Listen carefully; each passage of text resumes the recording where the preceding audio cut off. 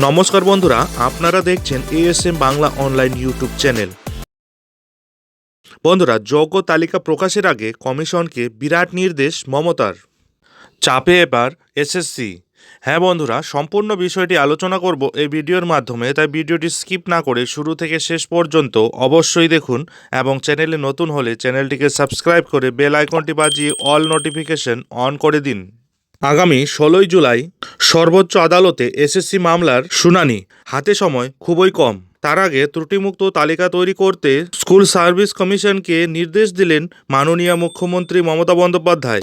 এই মুহূর্তে চালের মধ্য থেকে কাকড় বেছে ফেলাই মুখ্য উদ্দেশ্য স্কুল সার্ভিস কমিশনের। 25,753 জন চাকরি প্রার্থীর মধ্যে বাছতে হবে যোগ্যদের। সুপ্রিম কোর্টের নির্দেশ মেনে যোগ্য ও অযোগ্য খুঁজতে বুধবার থেকে ঘুম উড়েছে এসএসসির। রাত দিন এক করে চলছে যোগ্য খোঁজার কাজ। মুখ্যমন্ত্রীর ঘনিষ্ঠ মহল সূত্রে খবর, যোগ্য প্রার্থী খোঁজার কাজ কতদূর এগোচ্ছে তা নিয়মিত আপডেট রাখছেন মুখ্যমন্ত্রী।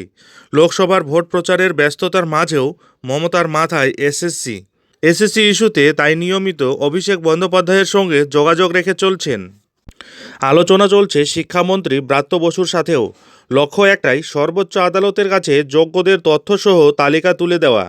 প্রসঙ্গত, প্রথমে 5,000 অযোগ্য চাকরি প্রাপকদের কথা বলেছিল স্কুল সার্ভিস কমিশন।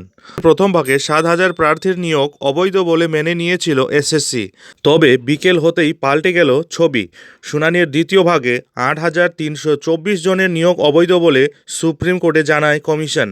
বন্ধুরা, কমিশন সূত্রে জানা যাচ্ছে 19,000 যোগ্য প্রার্থীর লক্ষ্যমাত্রা ধরেই এগোচ্ছেন তারা। যোগ্যদের খুঁজতে মূলত দুটি হাতিয়ার রয়েছে এসএসসির। প্রথমত, ওএমআর শিট সংক্রান্ত তথ্যের ওপর বেসরকারি সংস্থার কাছ থেকে পাওয়া একটি হার্ড ডিস্ক রয়েছে তাদের কাছে। পাশাপাশি সংখ্যা তত্ত্বের ওপর তথ্যও রয়েছে। আর এই দুইয়ের ওপর ভিত্তি করেই কিন্তু দ্রুত গতিতে এগোচ্ছে এসএসসি। এক এসএসসি কর্তার কথায়, এরপর 16 জুলাই সুপ্রিম কোর্টের পরবর্তী শুনানি রয়েছে। সেই দিন আমরা ত্রুটিমুক্ত যোগ্য অযোগ্যদের প্রার্থী তালিকা পেশ করব। এই নিয়ে যাতে আর কোনো প্রশ্ন না ওঠে সে বিষয়ে আমরা কিন্তু যথেষ্ট সচেতন ও সতর্ক।